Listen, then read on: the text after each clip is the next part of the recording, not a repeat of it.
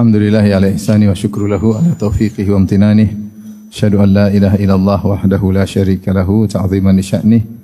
Wa asyhadu anna Muhammadan abduhu wa rasuluhu da'ila ridwanih. Allahumma salli alaihi wa ala alihi wa ashabihi wa ikhwanih. Hadirin hadirat yang dirahmati Allah Subhanahu wa taala, kita lanjutkan bahasan kita Babul Wara' wa Tarkis Syubhat.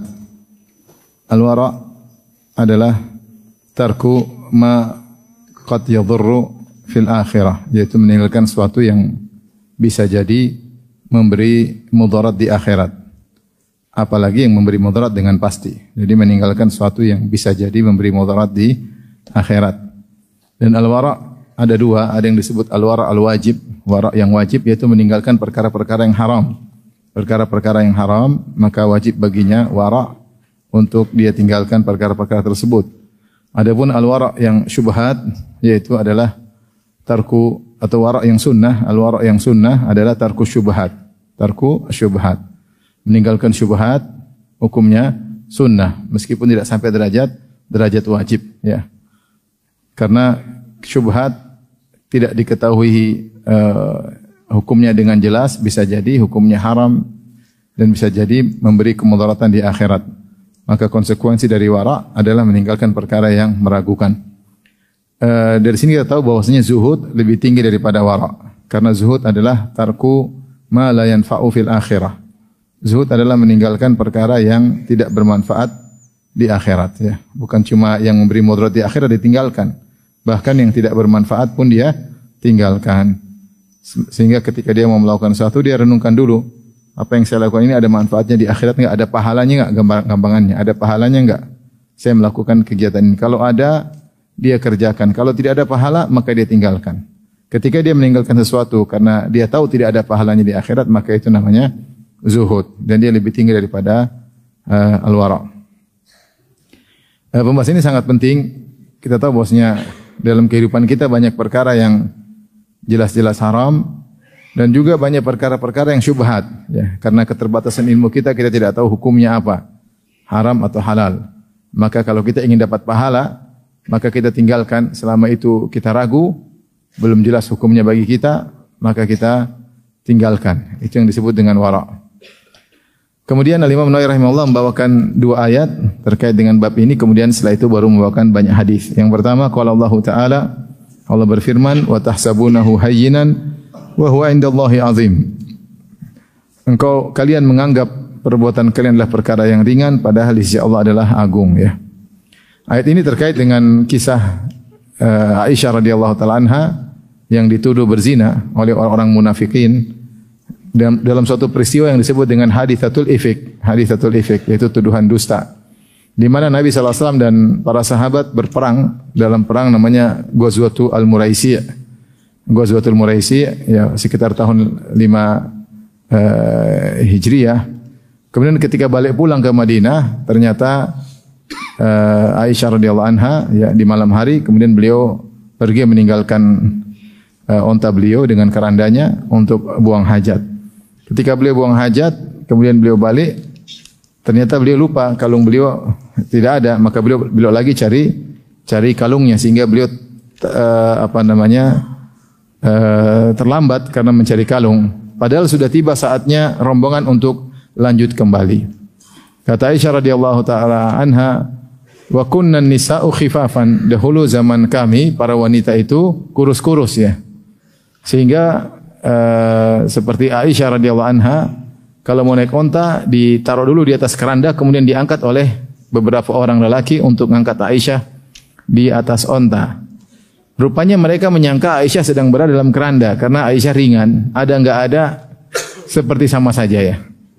Maka diangkat, dipikir Aisyah sudah ada dalam keranda, ternyata tidak ada. Akhirnya rombongan pun berjalan balik ke Madinah dan Nabi tidak tahu ternyata istrinya yang sangat dia cintai tertinggal. Akhirnya ketika Aisyah balik, rombongan sudah tidak ada, maka dia pun menetap di tempat terakhir rombongan itu berada. Ini diantara cerdasnya Aisyah radhiyallahu anha. Dia berharap kalau ada orang sadar tidak ada dia, maka akan kembali ke tempat rombongan terakhir. Rupanya karena mereka tidak tahu Aisyah tidak ada, disangka sudah ada, jalan terus sampai Madinah. Aisyah sampai siang hari tidak kembali-kembali. Rombongan ada seorang sahabat bernama Sofwan bin Mu'attal As-Sulami. Sofwan bin Mu'attal As-Sulami ini seorang yang kalau sudah tidur sangat berat. Dia termasuk orang yang kalau sudah tidur susah untuk bangun. Dan dia hanya bangun terkadang kalau sudah kena terik matahari. Oleh karenanya dia ditugaskan untuk paling belakang karena dia susah bangun. Untuk ngecek-ngecek kalau ada barang yang ketinggalan, ada sesuatu yang terjatuh dari rombongan. Ketika dia bangun, dia lihat dari kejauhan ada Aisyah radhiyallahu anha dan dia kenal Aisyah sebelum diwajibkannya hijab. Maka setelah itu dia berucap Inna lillahi wa inna ilaihi raji'un dengan suara yang keras agar Aisyah terbangun. Kemudian Aisyah pun fa khammartu wajhi, kata Aisyah saya pun tutup wajahku. Kemudian dia pun menyiapkan onta, dia tundukkan, kemudian dia mundur, kemudian Aisyah naik onta tersebut, kemudian dia pun nuntun Aisyah sampai masuk kota Madinah dan masuk kota Madinah di siang hari dan di tengah perjalanan mereka tidak berbicara sama sekali. Karena dia mengatakan ini istri Nabi SAW, dia sangat muliakan dan istri Nabi semuanya seperti ibunda kaum mukminin.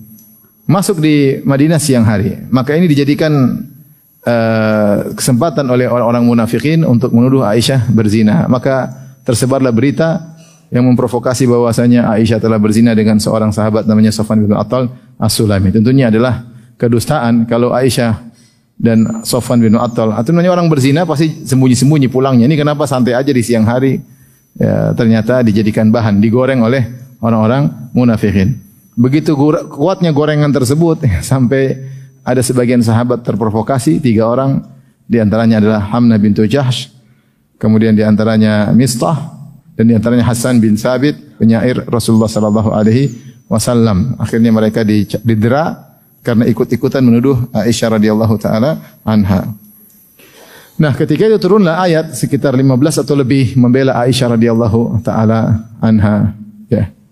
Italaqawnahu bi alsinatikum wa taquluna bi afwahikum ma laysa lakum bihi ilm wa tahsabunahu hayyinan wa huwa 'indallahi 'azim. Tatkala kalian terima kabar tersebut, ya. Dan kalian mengomentari dengan mulut kalian tanpa ilmu dan kalian menyangka ini perkara ringan padahal di sisi Allah adalah besar, ya. Jadi sebagian sahabat ikut-ikutan menuduh dan Allah mengatakan kalian menyangka ringan padahal ini perkara besar. Saking perkara ini perkara besar sampai Allah bela Aisyah dengan menurunkan sekian banyak ayat. Sampai Aisyah mengatakan wala nafsi ahqar, sungguh jiwaku ini lebih hina daripada Allah turunkan ayat untuk membelaku. Saya hanya menyangka Rasulullah SAW mimpi, kemudian datang wahyu lewat mimpi untuk menunjukkan kebersihanku atau kesucianku. Ternyata Allah tidak hanya cukup dengan mimpi, tapi Allah turunkan apa? Ayat-ayat sebagai pembelaan terhadap Aisyah radhiyallahu taala anha. Maka setelah itu Allah berfirman, ya'idzukumullahu an ta'udu lumithlihi abadan in kuntum mu'minin. Allah nasihati kalian jangan ulangi lagi seperti ini jika kalian beriman. Makanya dari ayat ini, ya'idzukumullahu an ta'udu limithlihi abadan, Allah nasihati kalian jangan kalian kembali lagi menuduh-nuduh Aisyah. Kalau kalian beriman, dijadikan dia oleh para ulama, siapa yang menuduh Aisyah berzina setelah turun ayat-ayat ini maka dia kafir. Maka dia kafir. Dan di antara orang yang getol menuduh Aisyah berzina adalah orang-orang Rafidhah, orang-orang Rafidhah. Sampai dulu saya punya kawan di Iran, dia cerita kalau orang Syiah benci sama atau manggil pezina, mereka panggil Aisyah. Aisyah.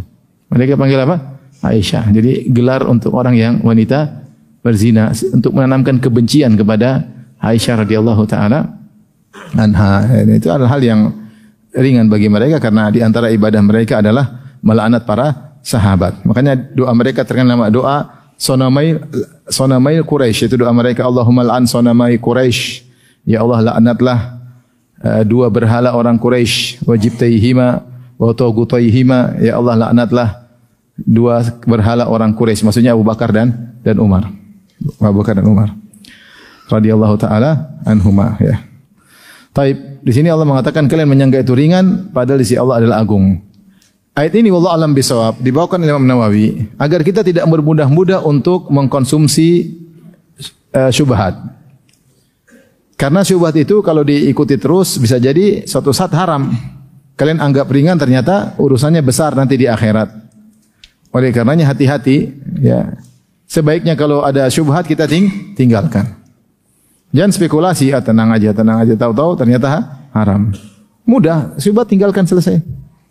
Demikian juga ayat kedua Allah berfirman, Inna rabbaka labil mirsad. Sungguhnya Rabbmu mengawasi, sungguh Mengawasi. Itu apa yang kau lakukan semua diawasi oleh Allah Subhanahu wa taala. Kalau hatimu tergerak, ini kau ragu, syubhat.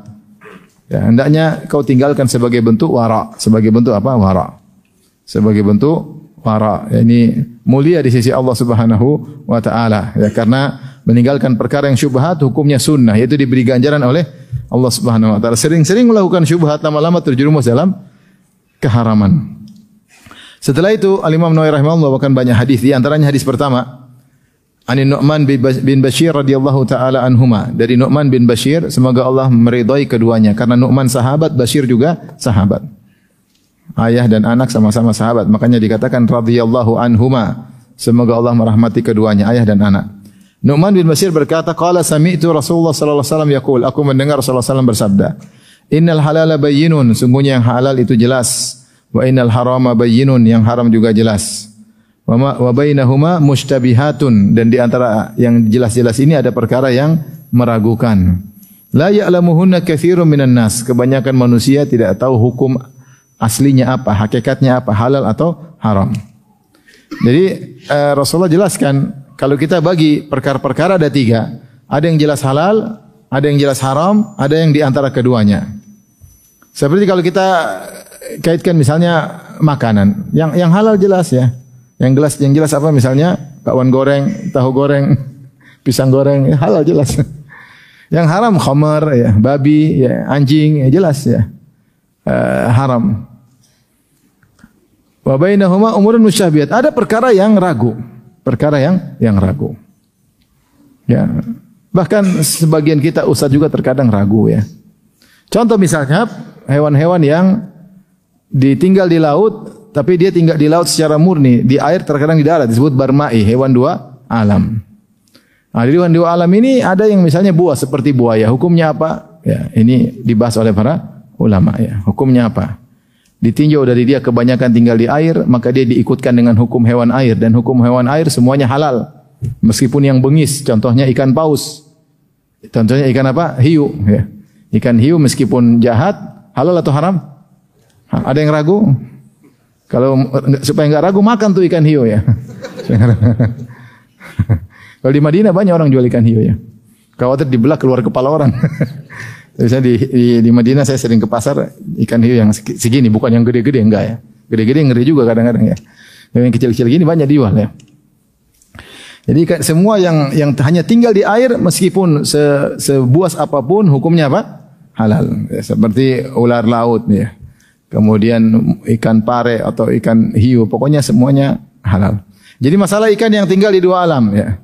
Maka khilaf di kalangan para ulama tentang ikan yang statusnya begini. Ada yang mengatakan haram secara mutlak ya, hewan-hewan al-barmai dua alam, karena yang Rasulullah halalkan adalah yang di laut saja, al-hillu maitatuhu.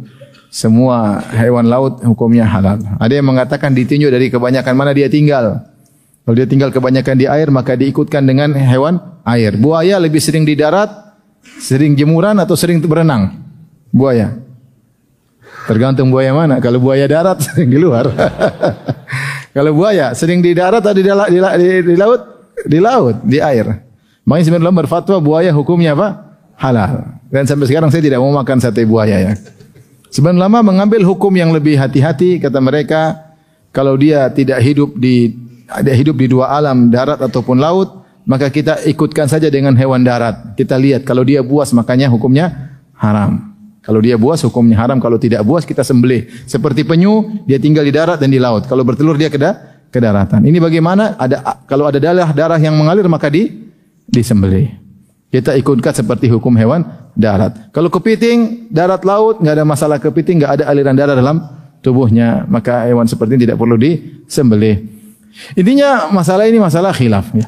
Nah, seperti itu. Jadi terkadang seorang pun ragu. Saya kemarin ditanya juga, misalnya kita tahu alkohol, pendapat yang benar, kalau sangat tipis konsentrasinya atau persennya sangat tipis, misalnya cuma 0 sekian 0%, yang kalau kita minum banyak tidak memabukkan, maka pendapat yang lebih kuat, maka itu tidak haram karena dia bukan memabukkan. Kaidah mengatakan ma askara katsiruhu faqalilu haram. Kalau banyak memabukkan maka sedikitnya pun haram. Ini air, ini kalau kita minum 1 gelas mabuk, atau 2 gelas mabuk, atau 13 baru mabuk, berarti meskipun 1 tetes hukumnya apa? Haram. Berarti dia khamar. Tapi kalau ternyata alkoholnya sangat sedikit, ya, terjadi proses fermentasi tapi tidak menimbulkan mabuk sama sekali, maka ini tidak mengapa. Dalilnya Rasulullah SAW membolehkan nabidh. Nabidh ditaruh korma dalam air dan dibiarkan, misalnya musim panas, tentu lama-lama terjadi proses fermentasi. Dan sehingga menjadikan lebih enak. Tapi kalau sudah sekian hari, 3 hari kalau tidak salah, Rasulullah SAW larang. Kenapa? Karena kadar konsentrasi alkoholnya semakin banyak. Tapi kalau sebelum itu tidak mengapa. Dan tidak mabuk. Kita juga dapati sebagian buah juga mengandung apa? Alkohol. Intinya, kaedah kalau banyak memabukkan maka sedikitnya jadi haram. Tapi kalau banyak tidak memabukkan maka dia bukan khamar, ya. Bukan khamar. Taib. Ini kaedah. Saya ditanya, Ustaz, ada makanan, kue. Kemudian ada semacam minuman memabukkan, dituangkan di kue tersebut, terus dibakar. Dibakar, alkoholnya apa? Menguap. Boleh nggak kita makan? Waduh, saya juga bingung. Memang ada kue yang lain, masih ada pisang goreng, masih ada bakwan. Kenapa harus makan yang itu? Dari sisi alkoholnya mungkin sudah hilang, kita makan kue itu nggak bakalan mabuk, mungkin benar. Tapi dari sisi kita menumpahkan khamar di suatu tempat ini jadi masalah. Terlebih lagi 4 mazhab mengatakan khamar itu najis. Tentu pendapat ini kurang kuat, tapi ini 4 mazhab mengatakan khamar itu apa? Najis. Gimana kita tumpah najis ke sebuah makanan meskipun kita bakar, setelah itu alkoholnya apa? Menguap, ya. Saya bilang wallahu alam, saya nggak tahu, ya. Ini contoh, maksud saya tentu ada pembahasan, tentu pendapat yang benar ada, halal atau haram. Cuma maksudnya bahkan dalam sebagian permasalahan pun terkadang kita belum mendalam membahasnya. Kita pun ragu, sebaiknya ditinggalkan. Ya udah terang bulan aja atau apa, martabak manis lebih jelas, ya. Lebih jelas, ya. Jadi banyak hal-hal, demikian juga masalah misalnya muamalah, ada muamalah yang jelas haram, ada muamalah yang jelas halal. Contoh yang haram riba, yang halal jual beli jelas. Ada muamalah tengah-tengah yang khilaf di kalangan para ulama. Seperti dikatakan murabahah, ya. Misalnya saya mau beli mobil, saya enggak punya uang. Maka saya pergi ke bank Islami atau lembaga keuangan Islami. Saya bilang, saya ingin beli mobil itu, tapi saya enggak punya uang. Ya udah, saya belikan dulu, nanti kamu beli dari saya. Oke, akhirnya lembaga itu beli mobil yang harusnya misalnya harganya 500 juta. Terus dia jual sama saya 700 juta. Dia untung berapa? 200. Tapi kredit. Baik. Ketika dia beli, saya enggak boleh akad dulu sama si lembaga ini, karena dia bukan barang dia. Saya hanya baru boleh beli. Terjadi akad yang lazim kalau dia sudah beli dari apa? Dari bank, terus sudah berpindah tangan dari dealer ke bank, baru saya boleh beli. Sebelum itu tidak boleh terjadi akad. Kalau terjadi akad berarti dia jual barang yang bukan miliknya. Taib, ini bagaimana hukumnya setelah dia beli kemudian jual ke saya? Maka khilaf di kalangan para ulama. Mayoritas ulama membolehkan. Karena zahirnya adalah jual beli. Si bank beli dari dealer, pindah pemilikan, mungkin mobilnya pindah atau ganti nama. Setelah itu bank jual kepada saya dengan harga yang tinggi, dengan kredit. Dan ini tolong menolong, akhirnya saya bisa punya mobil. Sehingga banyak ulama mengatakan boleh, karena zahirnya dari dealer ke bank halal, dari bank ke saya juga apa? Halal. Tapi Syekh Utsaimin punya pandangan lain. Syekh Utsaimin ini justru riba. Ini hanya permainan aja, ya. Sama saja bank pinjamin saya 500 juta, terus saya beli langsung ke dealer, tapi saya bayar 700 juta. Apa bedanya? Kenapa bang tidak langsung kasih uang berapa? 500 juta. Ya kan, sudah kamu beli Firanda 500 juta, beli mobil nanti bayar 700 ya, tapi dengan kredit. Apa bedanya? Enggak ada bedanya. Daripada muter-muter, beli dulu, balik lagi, kemudian jual. Udah kasih uang sini, enggak usah pindah-pindah nama, langsung pindah nama ke saya. Dan ini pindah nama 2 kali. Ini ke bank ke saya, repot. Urusannya ada pajak-pajaknya lagi. Mending supaya hemat, sudah 500 juta ke sini, saya beli langsung, saya tinggal bayar berapa? 700. Apa bedanya pertama dengan kedua? Ada bedanya? Ya ada khilaf, itu ada khilaf. Ada yang mengharamkan, ada yang menghalalkan, ya. Wallahu alam, maksudnya ada hal-hal yang memang di situ disebut dengan apa? Mustabihat. Perkara-perkara yang tidak jelas. Taib, misalnya, apa hukum makan daging gajah? Kayak enggak ada ayam aja makan gajah. Contoh saya cuma tanya, apa hukum makan daging apa? Daging gajah. Daging gajah. Taib, ada yang bilang haram. Kenapa haram? Dzunab. Karena Rasulullah mengharamkan kullu dzinabin minas siba. seluruh hewan hewan buas yang dengan punya taring maka hukumnya haram. Taib gajah taringnya gede. Tapi ngomong-ngomong gajah tidak gunakan taring itu untuk berburu ya enggak? Bukan untuk menyikat hewan dia pakai taring itu. Ngomong-ngomong gajah herbivora atau karnivora? Herbivora ya. Terus bagaimana? Wallahu alam. Kalau dikasih saya nggak mau makan ya. Tapi ini maksud saya ini contoh banyak hal yang kita saja belum tentu tahu. Harus baca dulu pembahasan para ulama, kemudian pendalilan mereka. Intinya kalau tidak tahu ragu, sudah tanya masih ragu, yang terbaik apa? Meninggalkan. Wa bainahuma umurun mustabihat. Di antara yang halal jelas, yang haram jelas ada perkara-perkara yang syubhat. La ya'lamuhunna katsirun minan nas. Banyak orang tidak mengetahui hukumnya. Faman ittaqa syubhati istabra ali dinihi wa irdihi. Siapa yang meninggalkan perkara-perkara syubhat, maka dia telah bersih atau bebas suci terhadap agamanya dan harga dirinya. Itu tidak ada yang nuduh dia macam-macam. Karena dia meninggal syubhat selesai. Agamanya selamat, harga dirinya juga selamat. Wa man waqa'a fi syubhati waqa'a fil haram. Adapun orang yang terjerumus dalam perkara syubhat, suatu saat dia terjerumus dalam perkara yang haram. Kenapa bisa demikian? Orang selalu melakukan perkara yang syubhat, nanti lama-lama terjerumus dalam haram dari dua sisi. Sisi pertama, dia terbiasa syubhat. Syubhat, syubhat lewat. Ini masih syubhat kan? Ayo. Masih syubhat kan? Ayo. Lama-lama dia terbiasa menggampangkan yang syubhat, akhirnya dia terjerumus masuk juga kepada yang haram karena sudah terbiasa menggampangkan yang syubhat. Nanti lama-lama dia juga menggampangkan yang haram. Ini sisi pertama. Sisi kedua, dikatakan orang terjerumus dalam syubhat, lama-lama terjerumus dalam yang haram karena di antara perkara syubhat tersebut, dari 10 perkara syubhat tidak mungkin semuanya halal. Bisa jadi di antara 10 tersebut secara hakikatnya ada 3 yang haram, itu tidak.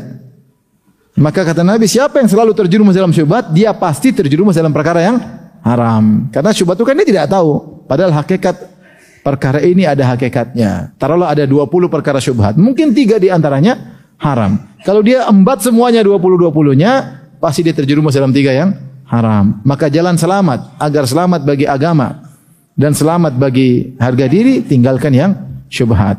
Kemudian Rasulullah SAW beri perumpamaan, karra'i yar'a haulal hima, yushiku an yarta'a fihi. Seperti penggembala yang menggembalakan hewan gembalanya di sekitar daerah larangan. Yushiku an yarta'a fihi. Khawatir dia akan akhirnya mengembalakan kambingnya di daerah larangan. Dahulu orang-orang masing-masing punya areal dia, areal si A, areal si B. Dulu mungkin zaman dahulu, di zaman Nabi tidak bikin pagar seperti sekarang ya. Sekarang pagar, masya Allah di mana-mana. Enggak usah dilanjutin ya.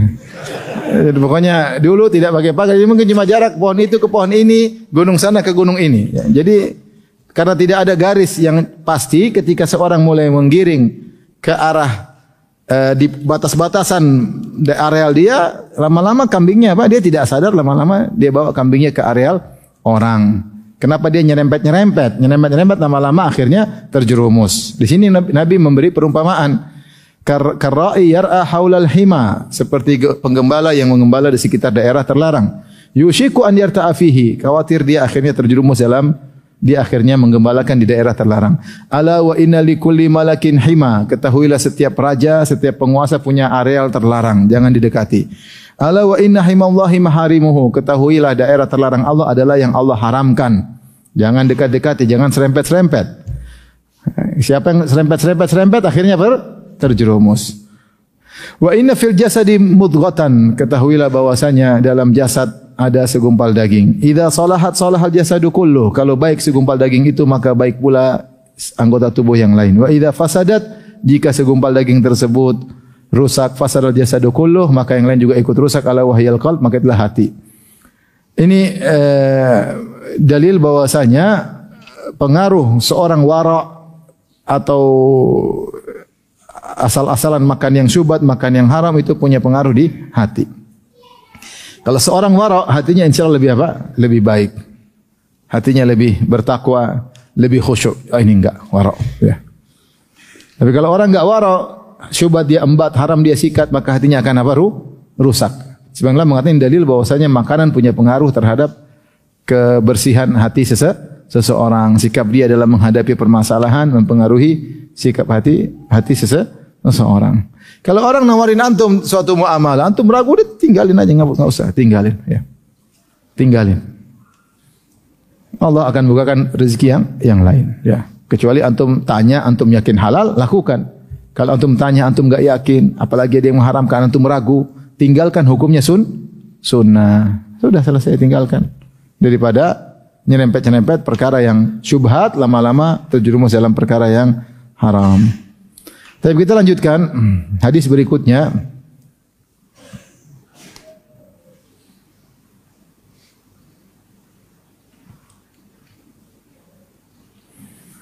Wa an Anas radhiyallahu taala anhu. Dari Anas radhiyallahu anhu. Anas namanya siapa? Anas bin Malik. Kenapa kita enggak bilang radhiyallahu anhuma? Karena bapaknya kafir. Malik bapaknya Anas apakah kafir? Anasnya yang sahabat. Kemudian ibunya Ummu Sulaim menikah dengan Abu Talha. Abu Talha bapak tirinya siapa? Anas bin Malik. Adapun Malik kafir. Anna Nabi sallallahu alaihi wasallam wajada tamratan fit tariq.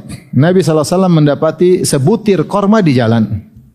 Faqala, "Laula anni akhafu an takuna min as-sadaqati la akaltuha." Kalau bukan aku khawatir korma ini termasuk korma sedekah, tentu aku akan makan korma ini. Muttafaqun alaih. Hadis riwayat Bukhari dan Muslim. Baik, hadis ini ada beberapa fikih yang bisa kita ambil. Yang pertama, kalau ada barang jatuh, luqatah, perkaranya murah, kita boleh ambil manfaatkan. Misalnya kita ketemu uang di jalan, di pasar 50.000 misalnya. Tidak tahu ini uang siapa di jalan. Atau uang jatuh di tengah jalan 50.000. Kita boleh ambil enggak? Ragu. Jadi ukurannya kira-kira begini. Kalau orang kehilangan uang seperti itu dia bakalan cari. Kalau antum misalnya sudah pulang ke rumah terus tadi di pasar uang 50.000 hilang, antum balik cari atau enggak? Enggak kan ya sudah enggak. Kalau sejuta balik nyari. 50.000, 20.000 insyaallah enggak. 20.000 mau nyari Grab aja ke sana sudah berapa? Atau bensin sudah berapa ya? Maksudnya udahlah. Nah, kalau yang seperti ini ya sudahlah, itu boleh kita ambil, boleh kita manfaatkan daripada tidak termanfaat. Hukumnya boleh. Seperti sebutir korma jatuh. Ini korma bukan korma Nabi. Korma jatuh. Yang miliki mungkin enggak nyari lagi. Dia korma mungkin ribuan butir satu malah dia pedulikan ya. Rasulullah mau ambil untuk dimakan. Ini yang pertama. Jadi kalau barang jatuh cuma murah, enggak ada nilainya, enggak dianggap oleh pemiliknya, maka boleh dimanfaatkan daripada tidak akhirnya misalnya makanan terbuang, daripada akhirnya mubadzir tidak dimanfaatkan. Yang kedua tawadhu'nya Nabi sallallahu alaihi wasallam. Nabi mau ambil korma jatuh, berarti kan mau dia bersihkan ya enggak? Bersihkan boleh dia makan. Allah, saya pernah ketemu dengan seorang kawan ya. Dia pernah menjadi supirnya Syekh Abdullah Al-Jibrin bin Jibrin rahimahullahu taala. Dia bilang, "Ustaz, ini Syekh, maksudnya dia kalau jalan sampai ada, maksudnya dia orang sangat waro. Jalan nanti ada paku dia bersihkan. Nanti ada makanan jatuh dia ambil, dia bersihkan, dia makan. Ini Syekh di Riyadh kalau tidak salah, ini bukan maksudnya orang alim besar, mungkin harta juga ada, tapi dia benar-benar tawadhu. Jadi supir ini namanya dia, supirnya orang Indonesia kawan, ngobrol sama dia lama, bagaimana Syekh dulu. Sampai dia bilang Syekh di antara kelebihannya dia punya jadwal menghadiri walimah kalau enggak salah selama setahun. Jadi dia jadwal, pokoknya dia berusaha datang, ada walimah dia datang, ada walimah dia datang. Padahal orangnya sibuk luar biasa, orang luar biasa. Di antaranya Allah alam benar atau tidak, dia bilang kadang saya lihat Syekh di tengah jalan ada minum sisa, dia minum. Nah, ini ya enggak tahu ya ini. Tapi maksudnya dia tidak ingin ada, ya dulu mungkin tidak banyak penyakit seperti sekarang. Ya.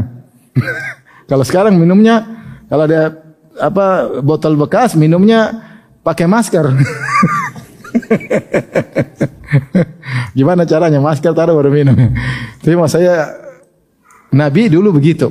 Ya mungkin kalau minuman enggak ya, tapi korma jatuh Nabi ambil dan Nabi pingin makan. Menghargai nikmat Allah Subhanahu wa taala, tidak dibuang-buang. Ini yang kedua. Dan ini dalil bahwasanya makanan kalau sudah dibuang orang kita boleh, kalau sudah dibuang tidak diambil kita boleh ambil. Sampai Syekh bin Baz pernah ditanya bagaimana hukum makanan bagi orang yang taruh sesajen di kuburan. Iya, ditanya, taruh sesajen di kuburan. Maka jika sesajennya bukan hewan yang disembelih, maka tidak mengapa. Daripada itu buah nanti apa? Busuk, mubazir. Ya. Mubazir. Dulu ada kawan yang tinggal di suatu kota di Indonesia, dia selalu cari sesajen. Ambil. Dulu kata dia zaman dahulu, mereka taruh uang beneran, sajen. Sekarang uang palsu. Ya. Dulu uang beneran, jadi diambil uang beneran. Memang dari sisi, karena sudah dibuang, daripada dibuang ya. Cuma masalahnya kalau kamu ambil, dia semakin yakin, dimakan sama. Itu yang saya khawatir.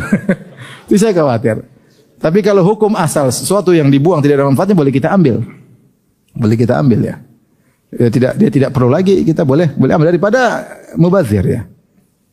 Tapi ini kalau ada sajian di kuburan, kalau ada ayam potong, ada telur rebus, ada buah, telurnya kita boleh makan.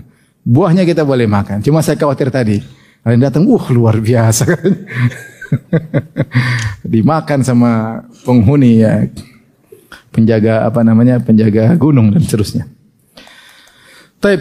Tapi Rasulullah SAW kenapa tidak mau makan? Rasulullah mengatakan, akhafu an takuna minas sadaqah. Aku khawatir itu korma sedekah. Dan Rasulullah SAW ahlul bait diharamkan baginya untuk makan apa? Harta sedekah. Ada khilaf di kalangan para ulama, apakah semua sedekah diharamkan bagi ahlul bait? Ada yang mengatakan hanya sedekah wajib. Adapun sedekah yang sunnah boleh. Ada yang mengatakan dalil mutlak, sedekah wajib maupun sedekah sunnah, maka tidak boleh ya, tidak boleh. Kalau di ahlul bait tidak boleh menerima apa? Sedekah secara mutlak. Ada yang menafsir, ada yang mentafsir, memperinci. Allah alam, intinya Nabi tidak mau makan karena dikhawatirkan ini adalah harta apa? Sedekah. Dan ada kemungkinan enggak? Ada. Karena Rasulullah SAW zaman itu banyak orang bayar zakat.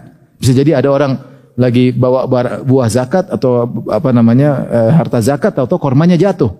Karena ada kemungkinan ini adalah harta zakat, maka Rasulullah tidak jadi makan. Seandainya ini bukan harta zakat, la akaltuha, tentu aku akan memakannya. Ini menunjukkan waraknya Nabi sallallahu alaihi wasallam. Bahkan dalam hadis Rasulullah bersabda dari Abu Hurairah radhiyallahu anhu, "Inni la anqalibu ila ahli fa ajidu tamrata saqitatan ala firashi." Aku pulang ke rumah dan aku dapati ada sebutir korma di tempat tidurku. Fa arfa'uha li akulaha. Aku pun angkat itu korma mau saya makan, kata Nabi sallallahu alaihi wasallam. Thumma akhsha an takuna sadaqatan fa alqaituha. Kemudian saya khawatir fa ulqiha. Maka aku khawatir itu adalah korma sedekah, maka aku buang korma tersebut. Padahal seluruh harta yang ada di rumah hukum asalnya milik kita, bukan milik orang. Ya enggak? Hukum asalnya milik kita, bukan milik orang. Tapi namanya Nabi, mungkin ada yang kirim sedekah, kemudian Nabi bawa, mau Nabi bagi ke orang lain, ternyata jatuh di rumahnya. Masih ada ihtimal, masih ada kemungkinan. Ini bisa jadi korma apa? Sedekah. Karena mungkin Rasul terima sedekah, terima zakat, mau dibagi, ternyata ada satu butir. Ini butir ini sedekah atau bukan? Rasulullah ragu. Maka Rasulullah SAW pun tidak jadi makan, bukan karena haram, tapi karena wara. Karena apa? Wara.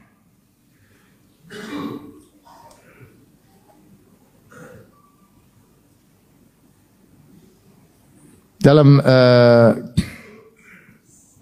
Rasulullah SAW pernah berkata, "Inna sadaqata la tambagi li ali Muhammadin." Sungguhnya sedekah tidak pantas untuk keluarga Muhammad.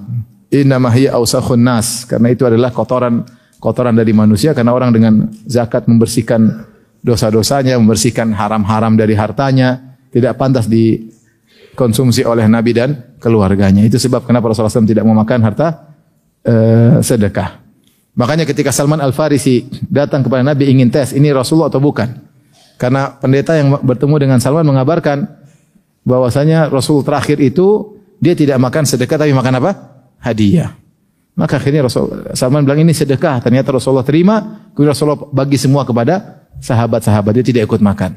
Tapi ketika Rasulullah bilang ini hadiah untuk engkau, Rasulullah ikut makan dan juga sahabat-sahabat ikut makan. Oh, ini berarti Nabi beneran ya. Ya. Karena sesuai dengan sifat-sifatnya. Kemudian Salman ingin lihat tanda kenabian di antara pundak Nabi sallallahu alaihi wasallam. Dia putar ke belakang, cuma dia enggak enak bilang, tolong buka. Tapi Rasulullah tahu dia ingin cek, maka Rasulullah buka dengan sengaja supaya dilihat tanda kenabian tersebut, karena Salman diberitahu sama pendeta yang masih hanif, yang masih lurus, bahwasanya tanda kenabian tersebut ada tanda di belakang di antara pundak Nabi sallallahu alaihi wasallam. Maka Nabi buka pun agar Salman tidak penasaran. Syekh Utsaimin rahimahullah mengambil faedah di antara sunnah, jangan bikin penasaran orang lain. Menghilangkan penasaran orang lain itu baik. Karena dia jadi bahagia, karena yang dia penasaranin ternyata terungkap. Bahagia atau tidak? Bahagia. Membahagiakan orang lain itu baik. Taib. Hadis berikutnya, wa anin Nawas bin Sam'an radhiyallahu anhu, anin Nabi sallallahu alaihi wasallam qala, dari Nabi sallallahu alaihi wasallam beliau bersabda, al birru husnul khuluq. Kebajikan adalah akhlak mulia. Wal ithmu ma haka fi nafsika wa karihta an yattali alaihi nas. Ya. Adapun dosa adalah apa yang meragukan dalam dirimu dan mengganjal di dirimu. Dosa itu yang mengganjal di hatimu dan kau takut orang lain melihat engkau melakukannya. Haka maksudnya taraddada. Tapi pada sini menjelaskan tentang hakikat kebajikan. Kebajikan itu banyak. Kebajikan itu banyak. Semua perbuatan baik namanya apa? Kebajikan. Makanya Allah berkata, wa ta'awanu 'alal birri wa taqwa. Saling tolong menolong kalian dalam albir dan at-taqwa. Albir segala kebajikan. At-taqwa itu meninggalkan maksiat. Saling tolong menolong membantu orang melakukan kebajikan dan saling tolong menolong agar bisa meninggalkan apa? Maksiat. Dua-duanya butuh saling tolong menolong. Bukan hanya tolong menolong dalam apa? Melakukan kebajikan. Butuh juga tolong menolong meninggalkan apa? Maksiat. Jadi albir itu kebajikan. Semua kebajikan terangkum dalam bahasa Arab namanya albir. Tetapi ketika Nabi menjelaskan albir, beliau mengkhususkan satu lafal. Albirru husnul khuluq. Albir adalah akhlak yang baik. Artinya Rasulullah SAW memilih di antara kebajikan yang paling spesial adalah akhlak yang baik. Makanya seorang jangan meremehkan akhlak yang baik. Karena akhlak baik pahalanya sangat besar. Makanya Rasulullah SAW mengatakan, "Ma min syai'in athqalu fi mizanil mu'min yaumal qiyamah min husnil khuluq." Tidak ada yang lebih berat timbangannya, di timbangan kebaikan seorang mukmin pada hari kiamat lebih berat daripada akhlak mulia. Kalau ditaruh langsung timbangannya sangat berat. Ini menunjukkan akhlak mulia adalah amal saleh yang luar biasa, ya. Rasulullah SAW mengatakan, "Inna rajula la yudriku bi husni khuluqihi darajatas sawwamil qawwam." Sungguh seorang dengan akhlaknya yang mulia bisa mendapati derajat orang yang selalu puasa sunnah dan selalu salat malam. Padahal dia tidak puasa sunnah, padahal dia tidak salat malam. Kenapa? Akhlaknya yang baik. Maka seorang berusaha berakhlak yang baik. Akhlak yang baik. Apa akhlak yang baik? 3 rukunnya. Yang pertama adalah badlun nada, mudah membantu orang lain dengan hartanya, dengan pikirannya, dengan tenaganya. Wa kaful adza, tidak mengganggu orang lain dengan gangguan apapun, dengan lisannya, dengan tulisannya, dengan komentarnya, tidak mengganggu. Wa talaqatul wajhi, dan murah senyum. Siapa yang bisa mengumpulkan 3 itu mudah-mudahan termasuk dari akhlak yang mulia. Itu pahala yang sangat besar. Namun bukan poin ini yang kita perhatikan. Yang poin berikutnya, wal ithmu, kata Nabi. Dosa adalah mahaka fi nafsik, yang kau ragu. Taraddada fi nafsika, yaitu kau mengganjal di hatimu. Wa karihta an yattali alaihin nas, dan kau takut orang lain mengetahui perbuatanmu. Itulah dosa. Maksudnya Nabi SAW ingin mengatakan, atau Imam Nawawi membawakan hadis ini, kalau ada perkara yang kau ragukan, meskipun kau tidak tahu hukumnya, sebaiknya kau tinggalkan. Karena itu ciri-ciri dosa. Ciri-ciri dosa. Ada orang mengajak engkau sesuatu, kau ragu, ini kok bisa begini ya? Oh tenang, ini halal aman, tapi kau ragu. Ini ciri-ciri dosa. Terus gimana? Saya tanya, enggak usah tahu, aman, enggak perlu orang lain tahu. Ini lebih parah lagi. Ini lebih ragu ya. Ini kalau ragu, kau tidak ingin orang lain tahu, maka ini ciri-ciri apa? Dosa. Ciri-ciri dosa. Maka jangan dilakukan. Maka lebih baik tinggalkan. Ini termasuk apa? Syubhat. Cirinya yaitu kau fatwakan diri, menurut kamu ini nyaman enggak? Kalau enggak nyaman itu tanda-tanda dosa. Karena Rasulullah mengatakan wal ithmu ma haka fi sadrika, yang kau ragukan dalam dirimu. Tentunya parameter ini hanya berlaku bagi orang yang masih di atas fitrah. Adapun orang fitrahnya rusak, dia udah enggak peduli. Yang sudah makan haram, enggak ada ragu-ragu, yang haram aja dia makan. Ya, dia enggak ragu-ragu. Ya, sehingga yang tukang maksiat yang cuek aja. Jadi patokannya orang yang wajar, yang fitrahnya masih jalan, maka kalau ternyata dia ragu, sebaiknya dia tinggalkan. Karena ini tanda-tanda bahwasanya itulah perbuatan dosa. Maka jangan dia lakukan, karena dia termasuk wara.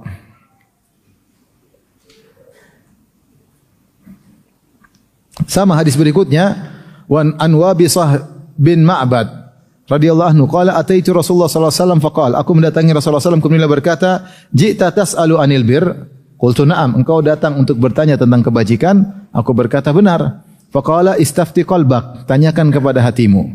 Al birru matma'anna ilaihi nafsu.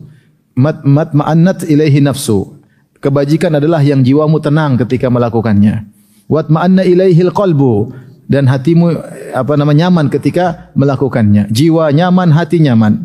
Wal ithmu mahaka fi nafsi, dosa yaitu apa yang kau ragu ganjal dalam hatimu. Wa taraddada fi sadri, dan mengganjal di dadamu. Wa in aftaka nas wa aftauk. Ya. Meskipun orang-orang berfatwa boleh. Ya. Tapi kalau kau ragu, kata Nabi, tinggalkan. Ya.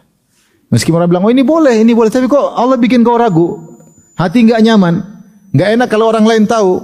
Ya, ini tanda-tanda bahwasanya perkara itu bermasalah, maka sunnah bagimu hendaknya kau tinggalkan perbuatan tersebut. Karena itu adalah apa? Syubhat, khawatirkan merupakan perkara yang haram. Dan betapa banyak perkara tersebut di dalam kehidupan ini, kita menghadapi suatu transaksi misalnya, atau suatu perkara, kita ragu, kok enggak enak hati ini mau melakukannya. Ya.